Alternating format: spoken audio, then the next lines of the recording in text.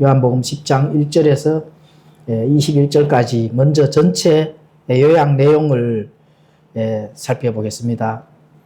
자, 예수님이 바로 그 종교 지도자들에 의해 출교당한 눈멀었던 거지, 이 사건을 통해서 예수님께서 바로 예수님 자신이 문과 목자로 비유하는 것을 지금 설명을 하시고 나타내고 있습니다.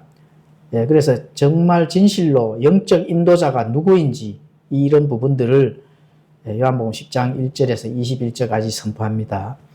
자, 요한복음 10장 1절에서 10절까지는 이스라엘의 양 우리는 여러 목자의 양들이 함께 이렇게 밤을 지내는 곳인데, 이 밤을 지내는 곳에 아침에 목자가 그 양들의 이름을 부르면 자기 양들만 그 목자의 음성을 듣고 나온다는 겁니다.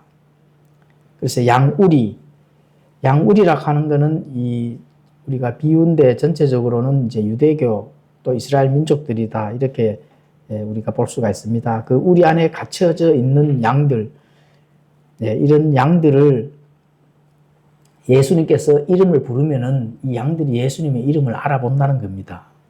지금 그렇게 되는 것이 1절에서 10절까지. 그리고 이 양우리, shepherd fold, 이렇게 이제 영어로 되어 있는데, 이 양우리는, 자, 이 안에서 이리가 있고 늑대가 있다는 거죠. 늑대. 양들을 착취하고 출교시킨 바리새인들, 이런 종교 지도자들, 이런 것을 이제 절도요, 강도로 표현합니다, 예수님께서. 그리고 도둑은 죽이고 멸망시키러 오지만 주님은 생명을 주시고 더 풍성히 얻게 하려 오셨다. 이런 부분들을 이제 1절에서 10절까지 이제 설명을 하십니다. 그리고 11절에서 21절까지는 예수님은 양들을 위해 죽으셨다, 이렇게 설명을 하십니다. 자, 율법은 양이 목자를 위해서 죽습니다. 그런데 은혜는 목자가 양들을 위해서 죽는 것이 바로 은혜입니다. 예수님께서 양들을 위해서 죽었잖아요. 그리고 선한 목자는 끝까지 양들을 지킨다, 버리지 아니하고 지킨다 하는 거, 예수님께서 이런 부분들을 선포를 하십니다. 그리고 양들은 목자를 안다, 이렇게 14절에서 15절에 또 설명을 합니다. 주님은 우리의 이름을 아시고 우리의 성품을 아시고 또 우리의 필요를 아신다 하는 것, 이런 부분들을 예수님께서 선포를 하십니다. 자, 이런 부분들은 어떤 단순한 지식이 아니라 인격적인 깊은 관계가 있었다 하는 그 사실을 알 수가 있습니다. 그러니까 양과 목자는 깊은 그런 관계가 있으므로 이 양들이 목자를 따르고 또 그 목자를 알아본다는 겁니다. 개가 주인을 알아보는 거와 마찬가지로 그렇게 된다는 거죠. 그리고 17절, 21절은 주님은 목숨을 버릴 권능도 있고 또 다시 취할 권능도 있고 하는 그런 하나님이시다. 이렇게 부활의 메시지로 유대인들 사이에 다시 분쟁이 일어나는 그런 이제 사건이 10장 1절에서 21절까지의 요약본입니다. 그러면 문맥마다 한번 살펴보도록 하겠습니다. 자, 성경책을 읽으면서 한번 살펴보도록 하겠습니다. 요한복음 10장 1절에서 2절은 진실로 진실로 내가 너에게 이르노니 문을 통해 양 우리에 들어가지 아니하고 다른 길로 넘어가는 자 바로 그 자는 도둑이며 강도이나 문을 통해 들어가는 자는 양들의 목자니라. 정상적인 문을 통해 들어가야 된다는 겁니다. 자, 여기서 진실로 진실로 중요하기 때문에 예수님께서 진실, 이 두 번이나 강조를 하는 거죠. 자, 스스로 백성의 인도자라고 자처하면서 정작 예수님께서 고치신 그 눈멀었던 자, 이 자들을 출교를 시켜버리고 내쫓아버린 이 눈먼 바리새인들을 향해서 바로 도둑이요 강도다, 이렇게 예수님께서는 직격탄을 날렸습니다.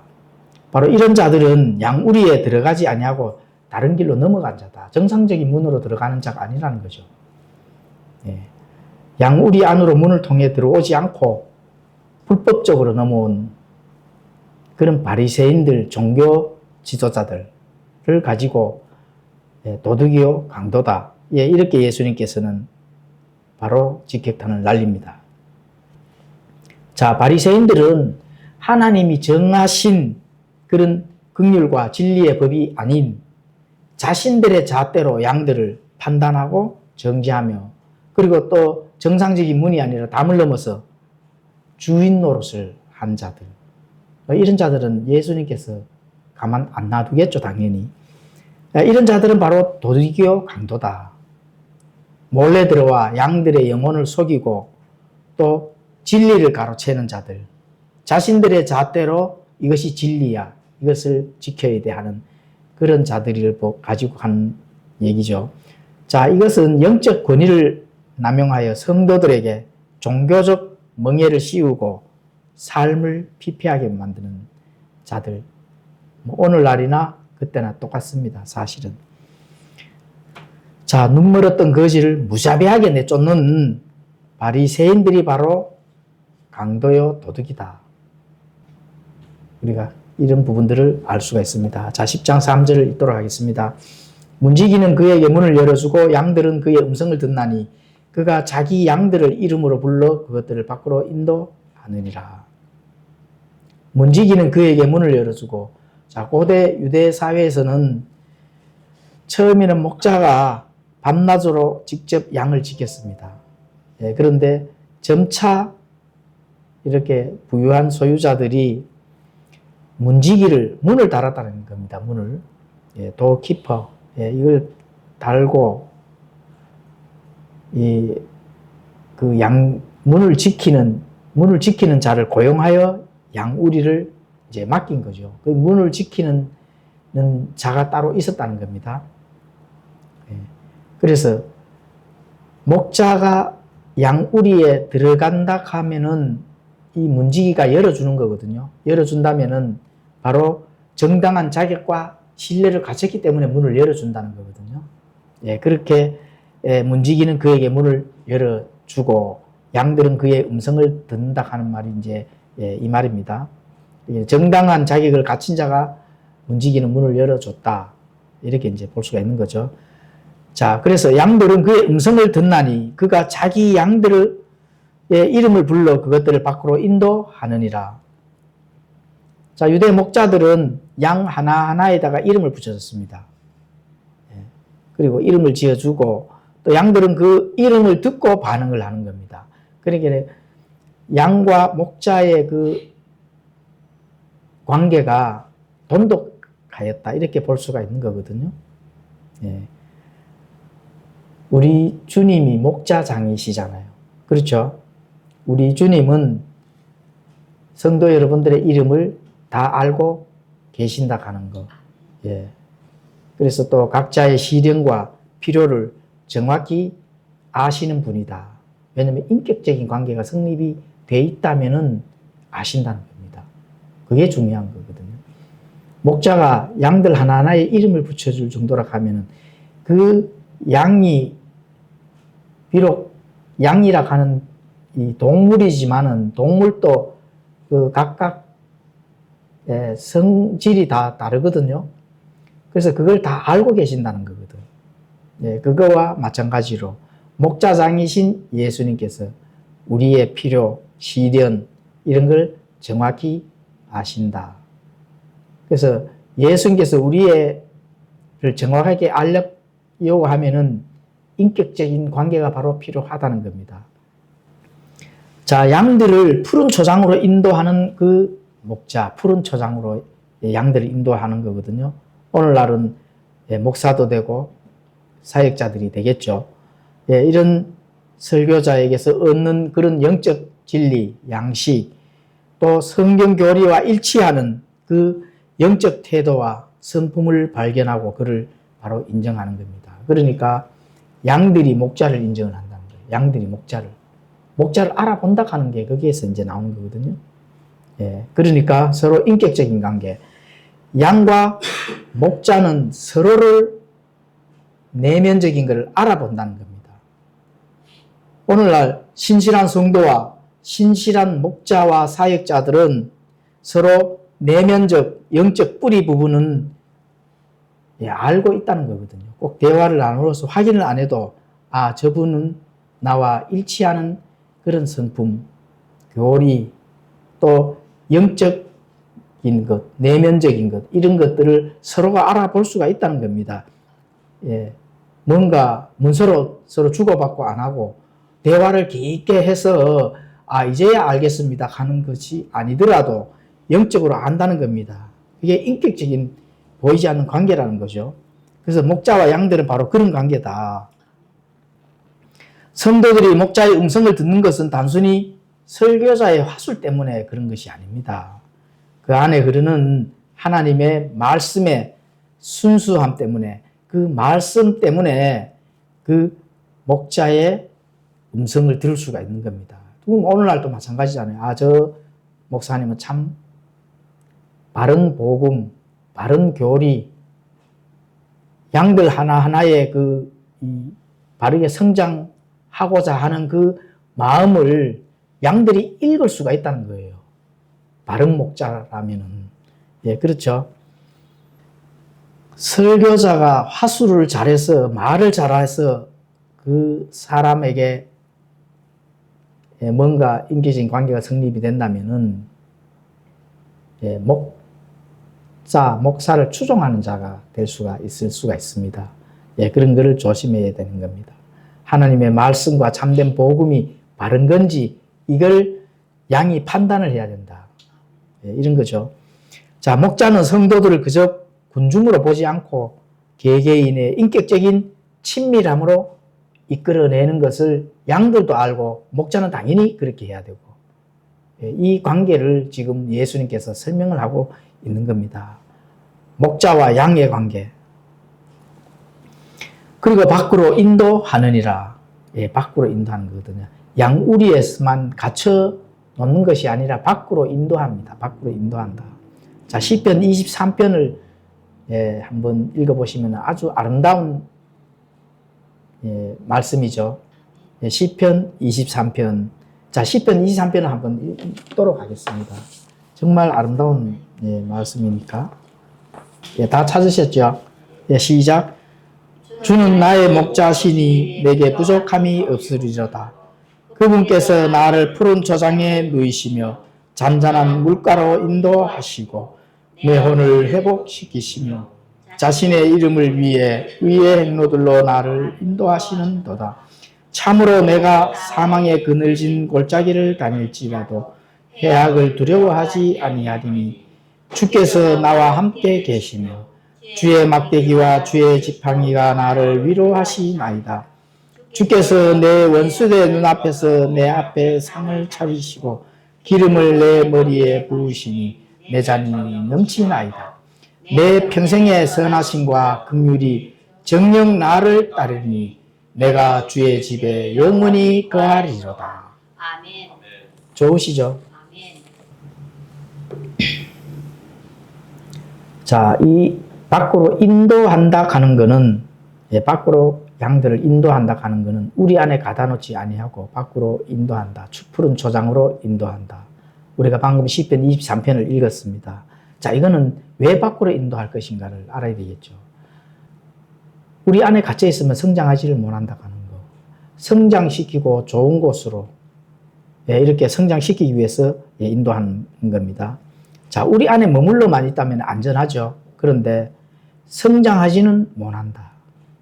바깥에서 뛰어서 영양가 있는 그 풀을 마시고 하나님의 우리에게 보여주시는 그 자연의 또 아름다움, 또 하나님의 임재, 하나님의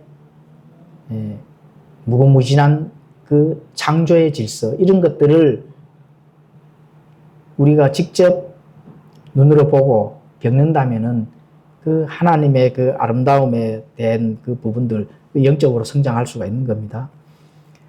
자, 또 밖으로 인도함을 받아야 푸른 초장에서 어떻게 돼요? 영양가 높은 양식을 먹을 수가 있다.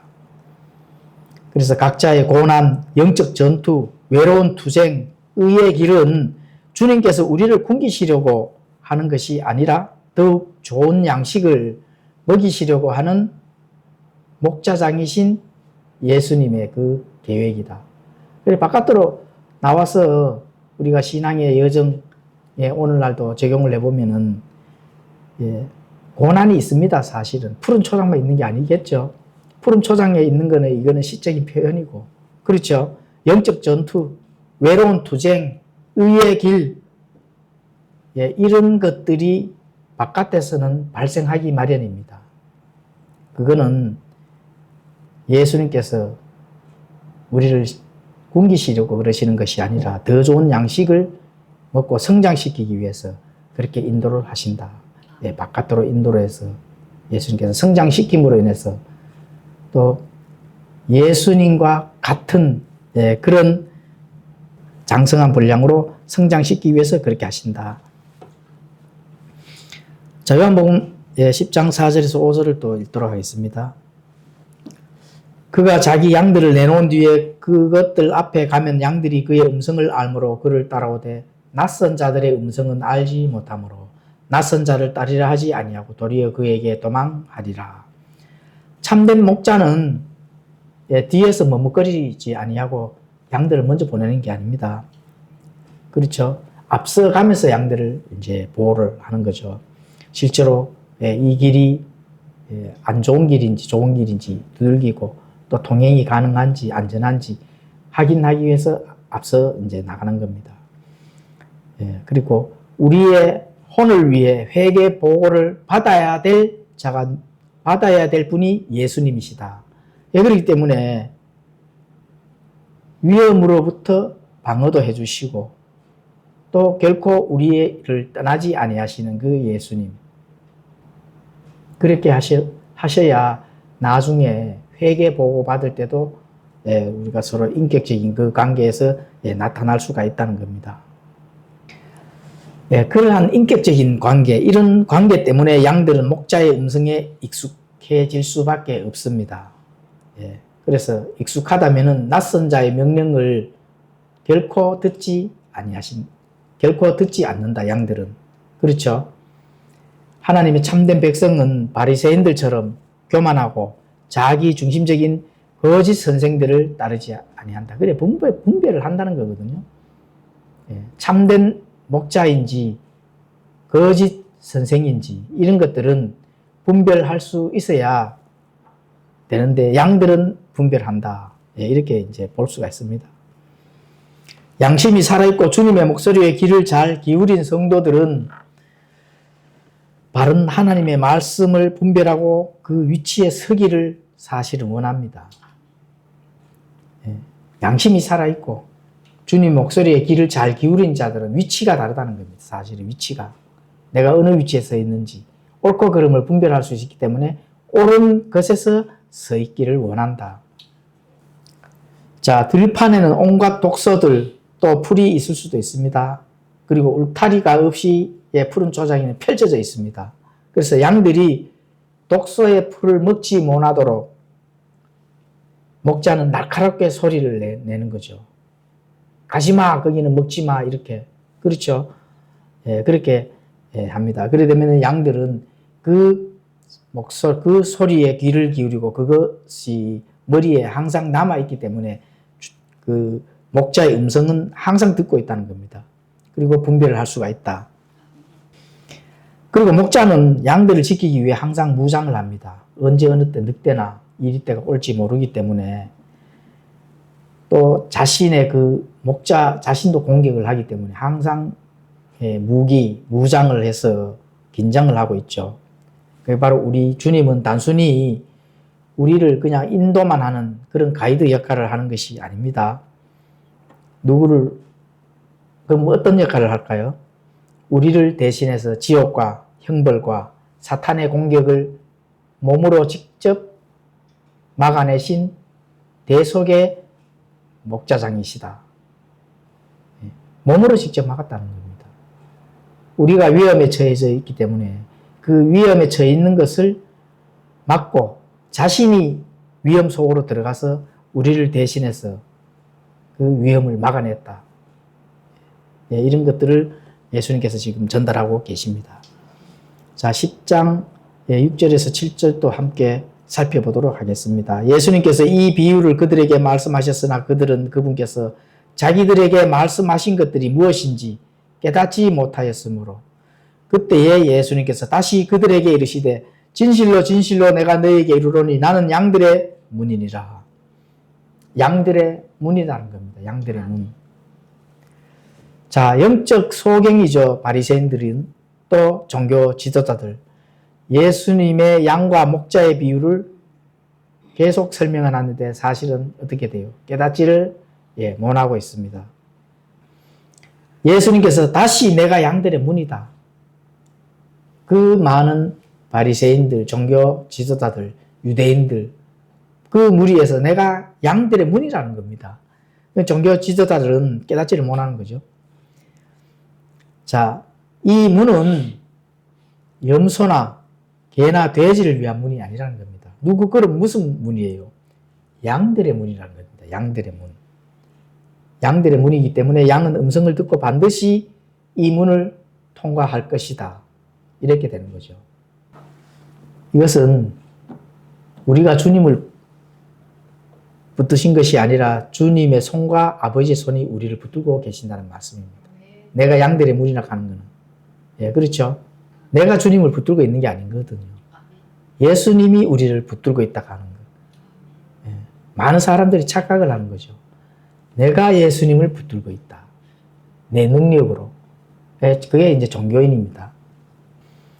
그래서 예수님이 우리를 붙들고 있기 때문에 우리의 구원은 영원 무궁토록 안전하다 하는 거예요. 예수님이 한번 잡으면 놓지를 안 하거든요. 예, 내가 붙들고 있으면 그렇죠. 팔이 아프면 언제든지 놓쳐버리는 거죠.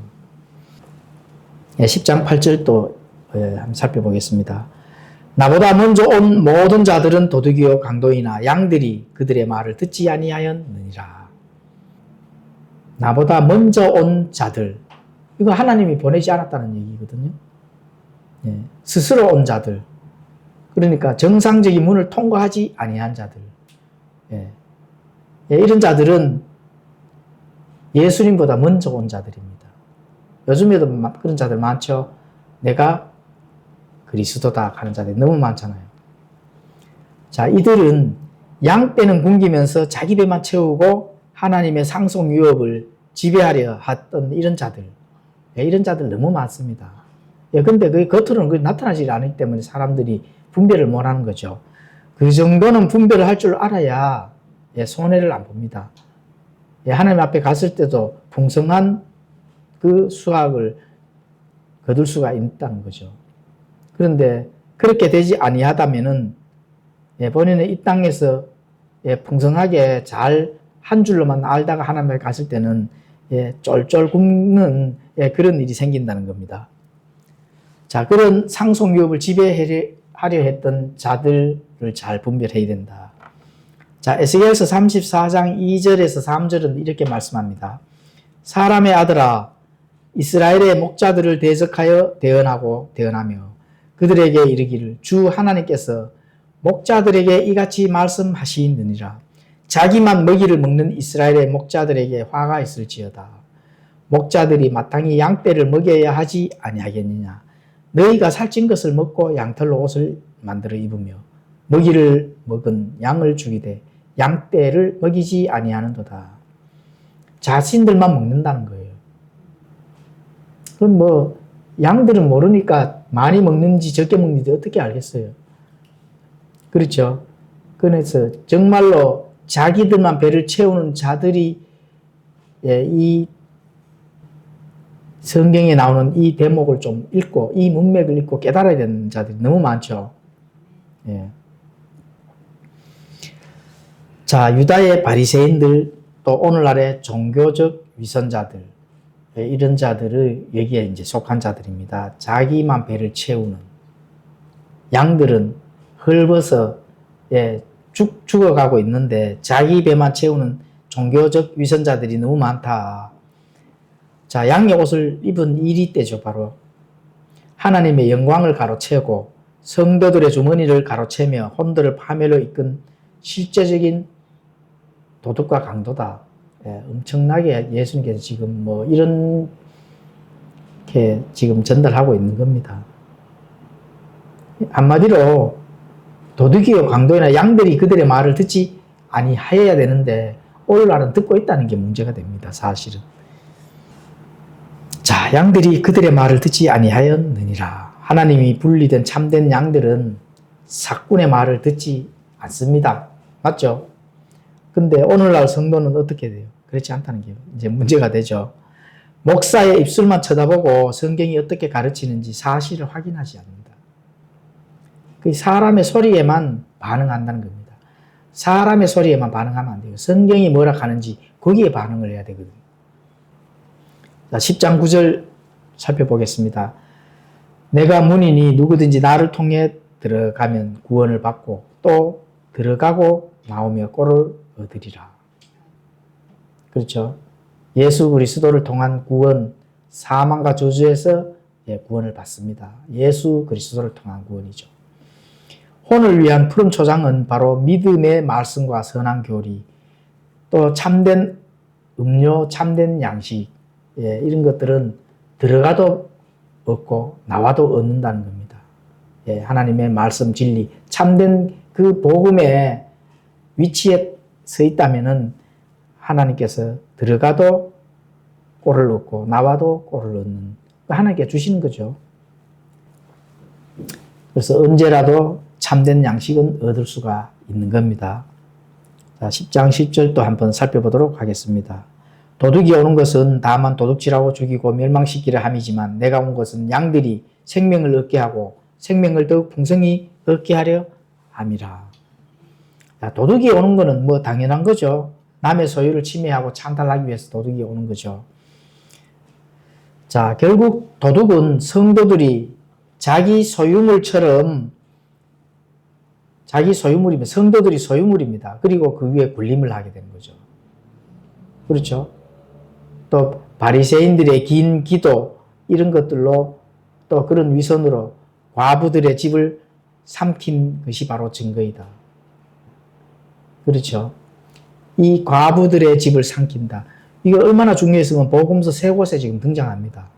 마태복음 24장 14절, 마가복음 12장 40절, 누가복음 20장 47절에 가보시면은 그렇게 기록이 되어 있습니다. 마태복음 23장 14절을 한번 읽어볼까요? 서기관과 바리새인들 위선자들아 너희에게 화가 있을지어다. 너희가 과부들의 집을 삼키고 위장하려고 길게 기도하니 그러므로 너희가 더 큰 정죄를 받으리라. 그렇죠. 위선으로 길게 기도한다는 겁니다. 뭐를 삼키려고요? 과부들의 이 재산, 뭔가를 좀 종교적 위선을 보여주면은 그걸 삼킬 수가 있는 거거든요. 그런데 예수님이 오신 목적은 생명을 얻게 하고 더욱 풍성하게 얻게 하려 함이라. 그렇죠. 죄와 허물로 죽을 수밖에 없는 영원한 형벌, 그 아래에 있던 양들을 위해 생명을 주시고 또 영원한 생명을 예수님을 통해서 우리가 얻게 되는 그런 일을 예수님께서 하신다. 이렇게 이제 볼 수가 있습니다. 자, 아담의 생명은 자연적이고 도덕적인 그런 생명입니다. 그런데 예수님은 어떤 생명이에요?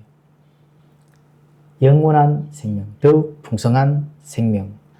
자, 하나님 안에 감추어진 영원 무궁토록 그 생명이라고 하는 거. 이건 뭐 아담 생명과 다르죠. 아담은 그냥 자연에서 얻어진 생명이잖아요. 근데 예수 그리스도는 영원 무궁토록 영존하는 생명이다. 이걸 이제 얻는다는 겁니다. 자, 바리새인들 또 사두개인들 종교 지도자들의 그 율법 아래에 있는 거는 그 율법 아래에서 가르치는 거는 종의 생명입니다. 그런데 우리가 얻을 생명은 무슨 생명이에요? 아들의 생명. 그렇죠. 아들의 생명. 예수 그리스도 하나님의 아들의 생명은 영원 무궁토록 그 영존하는 생명을 얻는 것이 바로 그 예수님께서 하신 그 일들의 모든 것에서 달려있는 그 생명이다. 이렇게 이제 볼 수가 있는 겁니다. 자, 이거는 단순히 생존하는 것을 넘어 그리스도로부터 오는 넘치는 은혜, 또 장차 누릴 영광, 기쁨, 충만한 생명이다. 예, 단순한 걸 넘는 그냥 오래 사는 것에 있어서 그치는 게 아닌 거예요. 예. 오래 사는 것에서 영어 문도로 그냥 사는 것에서만 그치는 게 아니다.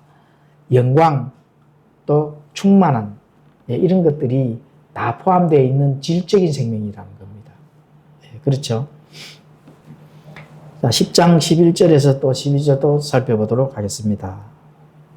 나는 선한 목자라. 선한 목자는 양들을 위해 자기 생명을 주지만 목자가 아닌 삭군 곧 양들이 자기 것이 아닌 자는 이리가 오는 것을 보면 양들을 버리고 도망하나니 이로써 이리가 그것들을 붙잡아가고 양들을 흩어버리니라. 자, 여기서 선한 목자란 뭐를 가리킬까요? 선한 목자, good shepherd. 이거는 단순히 성품이 착하다 하는 이런 부분을 가리키는 것이 아닙니다. 신실하고 참되다, 신실하고 참되다. 무엇이든지 참이라 하는 것은 진리라는 거거든요.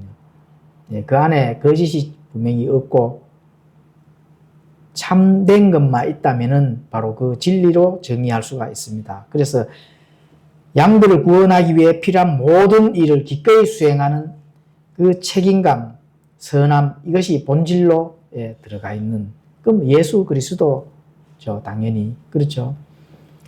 죽음의 그 위험 앞에서도 결코 물러서지 아니하는, 그리고 정면으로 거기에 관철하는 그분이 누구예요? 예수님이잖아요. 죽음을 두려워하지 아니하고, 그리고 책임감 있고, 또 선한 그 본질 속에서 모든 것을 끝을 내셨는 그 예수님, 바로 그 예수님이라 합니다. 선한 목자의 그 개념이 바로 그겁니다. 자, 목자가 아니라 삭군들을 그러면 어떻게 될까요? 삭군은 양이 자기 것이 아니거든요, 사실. 그렇기 때문에 오직 뭐를 위해서 싸울까요? 뭐를 위해서 일해요? 만몬을 위해서 일하는 겁니다. 만몬. 돈이죠, 돈. 그래서 위험이 닥치게 되면은 먼저 자신의 안위를 먼저 보살피기 때문에 자신이 안전하고 자신이 손해 안 보는 것이 먼저 우선이다. 이렇게 보는 거죠. 이게 뭐예요? 바로 삭군이다. 이렇게 이제 볼 수가 있는 겁니다. 오늘날도 사실 마찬가지거든요. 자신의 생계만을 위해 설교하거나 또 평판, 어떤 또 자신의 자리를 잃을까봐 두려워 비진리와 타협하고 또 부패되는 것을 방치하는 자들, 이런 자들은 삭군입니다. 요즘 뭐 유튜브에 많은 뉴스들거리, 그 기독교계의 그 뉴스거리를 한번 보십시오. 어떤 현상이 생기는지. 이런 것을 보고 판단을 못한다면은 본인도 거기에 동참하는 거죠. 목자가 아닌 삭군을 분별하지 못하고 거기에 그대로 남아서 있다는 것은 참 말세지 말에 나타나는 현상입니다. 10장 13절에서 14절을 읽도록 하겠습니다. 삭군이 도망하는 것은 그가 삭군이므로 양들을 돌보지 아니하기 때문이라. 나는 선한 목자라. 내 양들을 알고 내 양들도 나를 아느니라. 삭군이 도망하는 근본 원인이 뭘까요? 도망하는 것은 많은 그 양들이 있는데 그냥 놔두고 도망을 가면은 본인의 소유가 아니라는 거거든요. 우리는 예수님에게 속한 예수님의 소유물이잖아. 근데 그거는 이제 목자는 거고, 삭군은 소유물로 취급을 안 하고 돈으로 보기 때문에 그냥 본인하고 상관없으면은 버리고 도망을 가는 겁니다. 양이 어떻게 되든, 양의 운명이 어떻게 되든 이런 거는 전혀 개의치 아니하단다. 이렇게 이제 볼 수가 있는 거겠죠. 자, 그러면 목자는, 양은 자신의 것이기 때문에 눈과 마음이 항상 그 양에게 머물러 있다. 이게 참된 목자죠. 양이 어떻게 이제 움직이는지, 어떠한 상황에 놓여 있는지 항상 그 양들을 돌본다 하는 그 마음과 눈이 그 양이 머물러 있다. 바로 그 우리 예수님, 그렇죠? 예수님은 고용된 목자가 아니거든요. 자기 피로 사신 자신의 소유물로서, 소유물을 위해서 자신의 양들을 돌보신다. 누구의 피로? 자신의 피로. 예, 그렇죠. 예수님의 피. 예, 하나님의 피로. 그렇죠. 예, 양들을 돌보신다. 내 양들을 안다. 나는 선한 목자라 내 양들을 예수님은 당연히 알겠죠. 양들의 이름, 그 안에 있는 내면의 생각까지도 읽어내시는 분인데 당연히 알겠죠. 그런데 안다는 것은 그냥 단순히 지식으로 아는 것이 아닙니다. 우리에게 무엇이 필요한지, 어떤 위험이 도사리고 있는지, 우리의 성품이 어떠한지를 확실하게 안다는 겁니다. 예수님이 안다는 것과 이런 거, 또 예수님이 우리를 사랑하신다 하는 거, 하나님이 우리를 먼저 사랑한다 하는 거, 이런 부분들이 바로 안다 하는 것과의 그 어원이 동일합니다. 그렇죠? 양들은 먼저 자신의 죄와 위험, 구원자의 필요성을 발견하고 그분을 구세주로 받아들이고 사랑하게 됩니다. 자신의 필요성. 왜냐면은 양들도 아는 거잖아요. 그 목자를 알거든요. 내가 죄에 대한 위험, 구원자의 필요성, 이런 것들은 본인이 스스로 발견하고 아는 거예요. 그렇기 때문에 그분을 구세주로 받아들이고 또 사랑하는 거죠. 아는 거예요, 아는 거. 아는 것이 그냥 예수님이구나, 그냥 지식에서 하나에 머물러 있는 고정된 것이 아니거든요. 성장하는 것은 고정이 된 게 아니잖아요. 그렇게 알아야 된다는 겁니다. 그리고 진리가 필요함을 발견하고 진리를 찾아 나아온다 하는 이 부분이 바로 양이 목자를 알아보는 그런 것이죠. 그리고 또 억지로 따르지를 않습니다. 양들은 목자를 억지로 따르지 아니하고 자발적으로 마치 양이 선한 목자를 따르듯이 주님이 인도하시는 쉴만한 물가, 푸른 초장으로 신뢰하며 자발적으로 순종하면서 따른다. 이게 중요한 겁니다. 자발적으로. 이게 예수님과 또 그 양, 성도들의 각자 개인의 그 인격적으로 쌓아지는 그 과정입니다. 그것이 없다면은 신앙의 여정은 잘못 가고 있는 거예요. 자, 이사야서 43장 1, 2절도 이렇게 말씀합니다. 좋은 말씀이죠. 두려워 말라 내가 너를 구속하였고 내가 너를 내 이름으로 불렀나니 너는 내 것이라. 이건 누가 많이 인용합니까? 여의도 승복음교회. 저는 여의도 승복음교회 지금 목사 저는 라디오를 새벽 4시 되면 자동으로 켜지거든요. 4시 되면 이제 찬송가도 나오고 CCM도 나오고 이렇게 쭉 하고 이제 쭉 나오다 5시 되면은 6시까지 5시부터 6시까지 두 편의 설교가 나오는데 그 여의도 순복음교회 그 이영훈 목사의 설교는 3번은 나옵니다. 3번은 나오는데 나도 책을 읽으면서 이렇게 듣다가 안 듣다가 이래 하는데 라디오가 자동적으로 켜지기 때문에 항상 그 목사님은 항상 이 말씀을 인용을 해요. 어떤 게 인용하느냐. 성도들을 이렇게 잘 참하고 이렇게 하는 거는 잘하셔요. 그런데 어느 정도 이 목자의 그 자격 또 품행, 바른 복음 이 안에서 돼야만이 하나님과 일치가 된다. 이런 걸 알 수가 있는 겁니다. 그렇죠? 그리고 또 2절에 가보시면은 이사야서 43장 2절에는 또 내가 물 가운데로 지나갈 때에 내가 너와 함께 하리라. 내가 강들을 건널 때에 강들이 내 위로 넘쳐 흐르지 못할 것이며 내가 불 속을 걸어갈 때도 타지 아니하고 불꽃이 너를 사르지도 못하리라. 이거 참 정말 좋은 말씀이죠. 두려워 말라 내가 너를 구속하였고 내가 너를 내 이름으로 불렀나니 너는 내 것이라. 사실은 우리가 고난과 역경과 또 불법과 싸우면서 외롭게 나아가는 성경 신자들에게는 반드시 필요한 말씀입니다. 그리고 하나님이 이렇게 또 지켜주십니다. 그렇죠? 너는 내 것이라. 이렇게 이런 전투를 가지고 이런 위로의 말씀을 내 몸에 새기면서 항상 이기는 삶, 그런 신앙의 여정을 가야 됩니다. 사실은. 자, 10장 15절 16절을 읽도록 하겠습니다. 자, 아버지께서 나를 알듯이 그렇게 나도 아버지를 아노니 나는 양들을 위해 내 생명을 내놓느니라. 또 이 우리에 속하지 않은 다른 양들이 내게 있으므로 그들도 내가 반드시 데려오리니 그들이 내 음성을 듣겠고 이로써 한 우리와 한 목자가 있으리라. 생명을 내놓는다는 겁니다. 대신 속죄가 되겠죠. 교리적으로는 예수님께서 우리를 위해서 대신 죄를 받고 모든 것을 이루셨다. 이사야서 53장 4, 5절에 가보시면 주께서 우리 모두의 불법을 그에게 지으셨다. 이렇게 기록이 되어 있죠. 이거는 뭐 예수님께 모든 불법을 예수님한테 지우시고 예수님께서 그걸 해결할 수 있도록 죄를 아예 제거를 하시도록 그렇게 하셨다는 거죠. 자, 이 우리에 속하지 않은 다른 양들이 내게 있으므로 그들도 내가 반드시 데려오리니. 이거 굉장히 중요한 말씀이죠.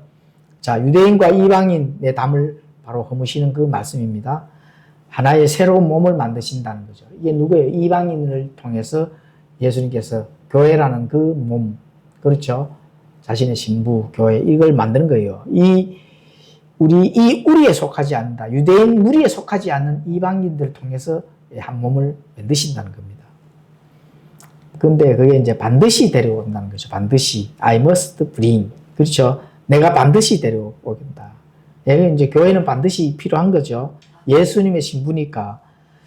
자, 이것은 주님의 의무이자 강력한 의지입니다. 죄와 사탄의 속박에서 하나님의 푸른 초장으로 옮기는 것은 주님의 효력 있는 은혜이고 또 구원의 작정입니다. 그래서 우리가 구원을 받을 수 있는 그 큰 은혜를 받은 겁니다. 자, 로마서 10장 12절에서 13절에 가보시면은 이는 유대인과 그리스인 사이에 차별이 없기 때문이라 모든 사람 위에 계신 같은 주께서 자신을 부르는 모든 사람에게 부여하시니 누구든지 주의 이름을 부르는 자는 구원을 받으리라. 그렇죠. 구원을 받으리라. 누구든지. 지금은 유대인, 이방인, 그리스인, 헬라인 이런 차별이 없이 누구든지 주의 이름을 부르면은 구원을 받는다는 겁니다. 자, 17절도 읽도록 하겠습니다. 그런 까닭으로 내 아버지께서 나를 사랑하시나니 이는 내가 내 생명을 다시 취하려고 그것을 내놓기 때문이라.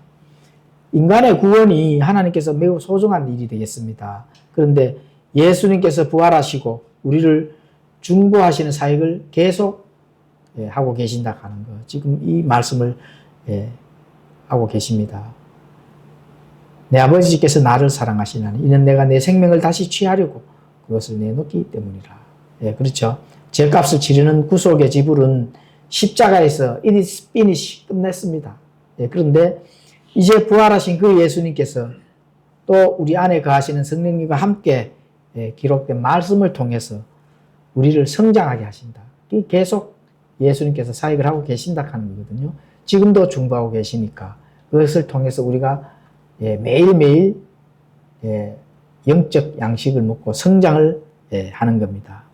자, 히브리서 9장 25절에는 그렇게 말씀하죠. 그러므로 그분께서 항상 살아계셔서 그들을 위해 중보하심을 보건대 그분은 또한 자기를 통해 하나님께 오는 자들을 끝까지 구원하실 수 있느니라. 그렇죠. 끝까지 예수님 만날 때까지 우리가 계속 성장해서 그 양식을 들어가도 없고 나가도 없는 그 꼴을 얻게 된다는 겁니다. 자, 요한복음 10장 18절 19절도 읽도록 하겠습니다. 아무도 그것을 내게서 빼앗지 아니하며 내가 스스로 그것을 내놓느니라. 내게는 그것을 내놓을 권능도 있고 그것을 다시 취할 권능도 있노라. 나는 이 명령을 내 아버지에게서 받았느니라 하시니라. 그러므로 이 말씀들로 인해 유대인들 가운데 다시 분열이 생기니라. 자, 내놓을 권능도 있고 다시 취할 권능도 있다. 이건 또 누구시라는 겁니까? 예수님께서 자신이 하나님의 아들 하나님이라는 거거든요. 그렇죠. 그리고 이렇게 됐을 때 자, 유대인들 가운데는 분열이 또다시 생긴다. 예, 그렇죠.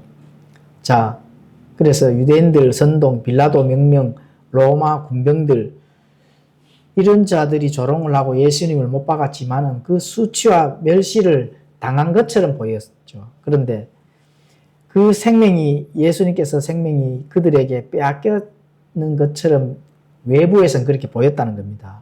그런데 그 생명 자체도 주님이 내놓지 아니하면은 뺏을 수 있어요, 없어요? 당연히 없죠. 예, 주님이 동의를 해줬기 때문에 그 자들이 예수님의 생명을 빼앗을 수가 있었다는 겁니다. 예, 그래서 예수님은 스스로 항복을 하시는 겁니다. 그리고 스스로 십자가에 달리시고 또 십자가에서도 예수님께서 자신의 목숨을 내어주지 아니한다면은 예, 누구든지 예수님을 죽일 수가 없었다는 겁니다. 예수님께서 스스로 예, 자발적으로 하신 일이다. 이렇게 이제 보시면 되는 거죠. 그리고 또 한 가지가 있습니다. 또 그 죽음 앞에서 예수님께서 머뭇거리지 아니하시고 민첩하게 빨리 행동을 하셨다. 민첩하게 빨리 십자가에 향해 나아가셨다는 겁니다. 자원에서 희생물을 드리는 거죠. 자원에서 스스로 희생 헌물을 드린 겁니다. 히브리서 12장 2절에 보면 그렇게 이제 기록이 되어 있죠. 우리의 믿음의 창시자요 또 완성자이신 예수님을 바라보자. 그분께서는 자기 앞에 놓인 기쁨으로 인해 수치를 멸시하시며 십자가를 견디셨고 또 하나님의 왕자 오른쪽에 앉혀지셨느니라. 자기 앞에 놓인 기쁨으로, 자기 앞에 놓인 기쁨이면 자기 앞에 놓인 기쁨이 누구예요? 예. 본인이 그냥 내가 당장 여기서 죽으면 이제 조금 있으면 내가 살아나겠다 이 기쁨이에요? 아닙니다. 자신의 신부들, 예. 이 세상에 내가 대속함으로써 많은 사랑하는 사람들이 예. 자신과 함께 다시 살아난다 하는 것. 그 앞에 놓인 그 예. 성도들, 신부들을 바라봤다는 겁니다. 그렇죠? 그러니까 당연히 기뻐할 수밖에 없는 거죠. 자, 요한복음 10장 20절에서 21절에 이제 마지막으로 이제 되네요. 그들 중에 많은 자들은 이르되 그는 마귀 들려 미쳤는데 어찌하여 너희가 그의 말을 듣느냐 하고 다른 사람들은 이르되 이것들은 마귀 들린 자의 말들이 아니니라. 마귀가 눈먼 자의 눈을 열어줄 수 있느냐 하더라. 이제 종교 지도자들, 유대인 그 바리새인들, 사두개인들이 이제 자신들끼리 분쟁이 일어나고 서로 이제 그렇게 논쟁을 이제 합니다. 마귀 들려 미쳤는데 어찌하여 너희가 그의 말을 듣느냐. 네, 이렇게 되는 거죠. 그리고 또 다른 사람들은 마귀 들린 자의 말들이 아니라 마귀가 눈먼 자의 눈을 열어줄 수 있느냐. 서로 이렇게 이제 막 분쟁하고 이제 난리 난 겁니다. 그렇죠. 그래서 선한 목자로서의 자신의 생명을 버리겠다는 최고의 사랑을 선포했을 때 돌아온 반응이 뭘까요? 마귀들에 미쳤다는 이런 조롱입니다. 그렇죠. 그리고 예수님은 죽음과 부활이라는 가장 큰 표적을 또 전달했거든요. 전달하니까 어떻게 돼요? 이 영적으로 눈먼 자들, 이 자들은 이런 부활이라 하는 예수님께서 미리 이 진리를 선포를 했을 때 광기로 봤다는 겁니다. 부활은 무슨 부활? 이렇게 되는 거죠. 그런 미친 소리처럼 십자가의 복음이 우리를 어떻게 됐을까요? 살렸다는 겁니다. 그렇죠. 미친 소리가 우리를 살렸다. 그렇죠. 이거는 고린도전서 1장 18절의 말씀이 정확하게 해석을 해줍니다. 이는 십자가를 선포함이 멸망하는 자들에게는 뭐라고요? 어리석은 것이다. 그리고 구원받은 우리에게는 하나님의 권능이기 때문이다. 십자가를 선포하게 되면은 멸망하는 자들이 있는 겁니다. 그런데 그들에게는 뭐가 되는 거예요? 어리석은 자들이 되는 거예요. 그렇죠? 어리석은 겁니다. 십자가는 어리석은 거라. 멸망하는 자들에게는 그렇게 작용을 하는 겁니다.